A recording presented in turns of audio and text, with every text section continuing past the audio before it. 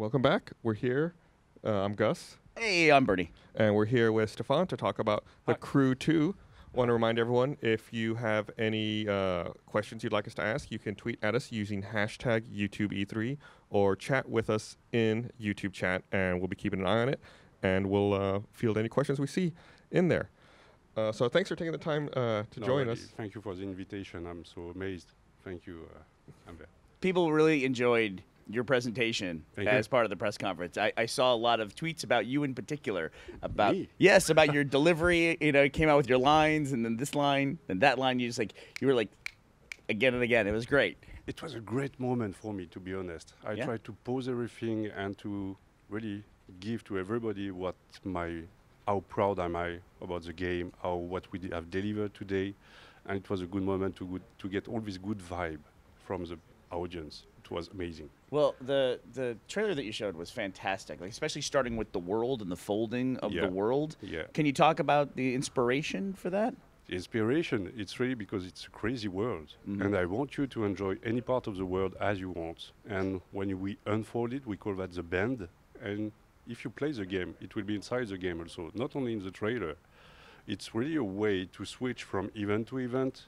And when you are in the cars, you go to a boat event. Okay, let's fold the game, bend the world, and let's go for the next place. And so that actually appears, that aesthetic appears in the game? Exactly. Oh, wow. Exactly. You have to play the demo.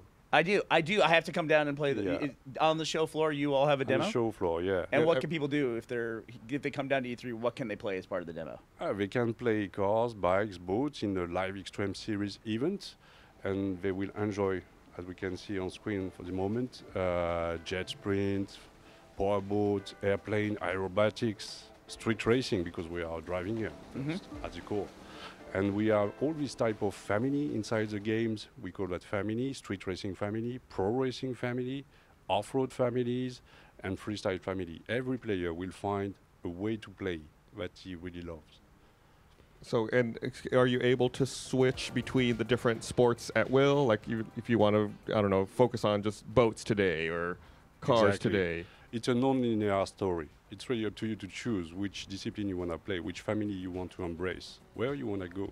You prefer to go on street racing because you like adrenaline and compete? Okay, let's go for urban competition in street. You prefer the line, you prefer the track? Let's go for pro racing. You prefer exploring the world and forge your own path through the nature? Go off-road. You prefer to do some tricks? Okay, let's go for monster truck in freestyle or jet sprint inside lake and rivers. It's really up to you to choose. Choose how you want to play and enjoy the game with your friends, of course. So it seems like, you know, the worst part about coming to E3 for us is that we have to sit here. We don't get to go down and really see the demos because we're talking about video games all day instead of playing video games all day.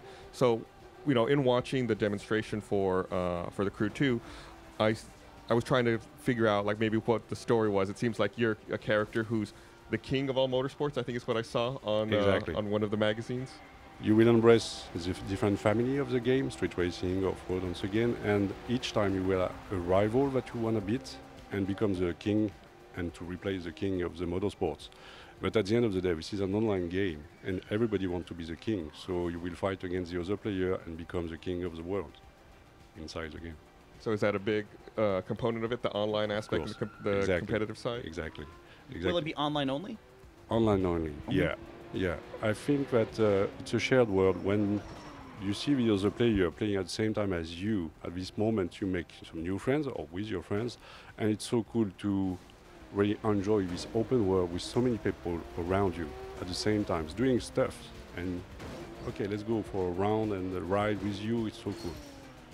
It seems like when you're developing an open world game like this, there's a balance that you have to figure out between the size of the world and the density and detail of the world. Yeah. How do you balance that?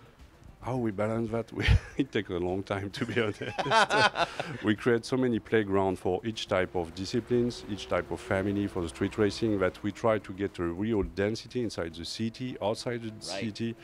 When you go off-road, of course, we've got plenty of playground for motocross, monster, or the other type of disciplines. And each time it's a nightmare, we say, for the well-design of the world. But it's so cool when you are on a plane and just fly in this world during 1 or 2 hours, and you never see the same thing. Oh, I saw the Okay. I saw the bend right there. By the there's way, a bending from the You car see the racing to bending boat way? racing. Yeah. Okay, it's inside the game for real. So it's funny you were talking about balance right then, Bernie, because I was thinking about a different kind of balance myself. So I look at it, you know, and it's obviously there's a huge racing element here going between all these different sports, but it's in a very fantastic way. It's not necessarily strictly 100% real. So it's like, how do you? That's the balance that strikes me. Is how do you make it semi-realistic, but still keep that fun element in there? Yeah, simulation versus Right. driving game. You know. Yeah, but for me, I try to get arcade because I want everybody to enjoy my game. I want it accessible with some depth in it because I want you to stay in the game and play during a long time. You know, inside The Crew 1, we've got some people playing for 6,000 hours. Wow. Jeez. Days. It's amazing. That's like a full-time job. It's a full-time job. Yeah. From day one to now, they play 10 hours by day. Wow, that's insane to think about. Yeah, and I really want to create some game that people can enjoy and stay inside for a very long way. You can enjoy it for 10 hours, 100 hours, but they're so cool. This is so cool to discover, explore, compete, collaborate. But an online open world, it's amazing for everybody. Well, what do you think are some of the biggest changes for people who played The Crew, going in now to The Crew 2? What are some of the big changes you've made for those existing players? It's not just a street racing game with a story, a linear story, a dark story, I will say. Now this is your story inside the universe with such amazing graphics that you will enjoy USA once again with many places to discover and really with your friends. It's so cool to see this modern nation alive around you. This is not just a landscape. This is a playground now. Yeah. And you can enjoy it with your friends, so fun. So you talked about, you know, some new vehicles in here. What do you think that your fans and the game players are going to be most interested in? Like, what vehicles do you think people are going to attach to the most? They will kick off with racing for sure. Each time driving is interesting, but plane and boats now, when they will try it, the boat is really amazing, and the plane, just for the perspectives and the aerobatics, is so cool and fun that at the end of the day, I think depending their mood, they will choose one each or the other. I think I'll gravitate towards the. Oh, now we're on cars, but we were just on planes. You know, fixed wing planes. That to me just seems amazing. Like to fly through those buildings and everything. And in the trailer that you showed during the press conference, that's what I kept gravitating back towards. The perspectives when you are in aerobatics through the clouds or inside the city, it's such an amazing way to discover the world. Depending on your mood, you will choose one car or one plane or one boat. There are so many ways to discover the world and to play and enjoy the world, depending on your mood.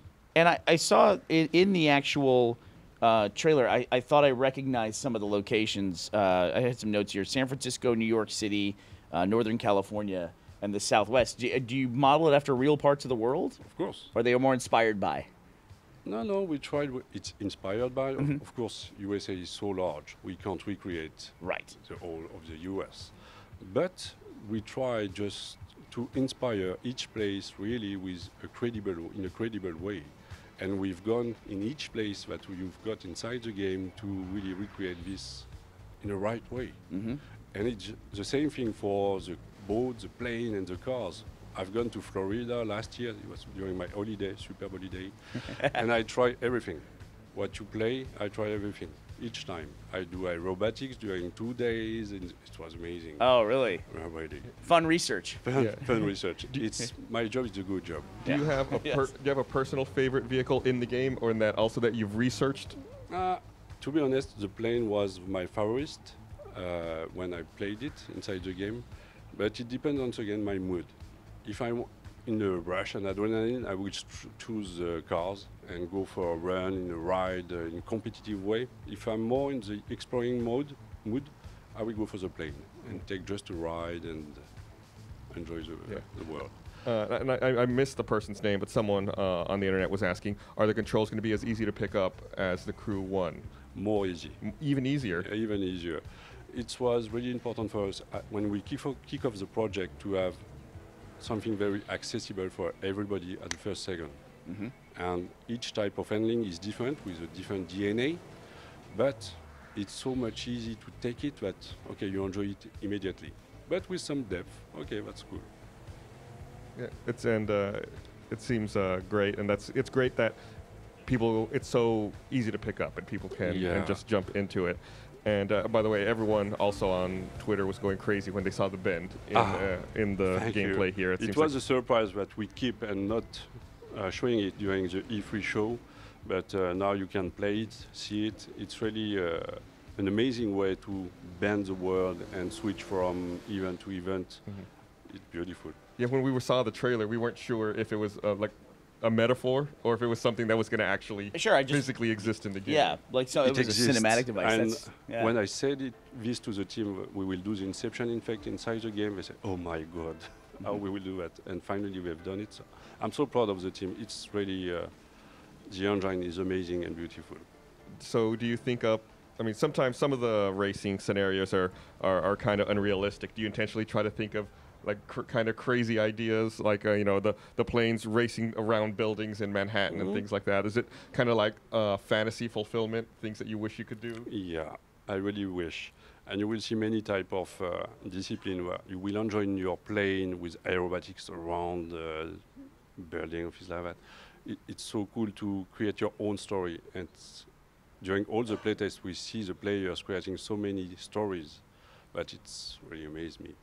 So this being an online game, online only, it seems a community would be a big part of it. It's called The Crew as well. Yeah, of course. So this is the first E3 show that's been open to the public. Has that changed the way that you approach E3?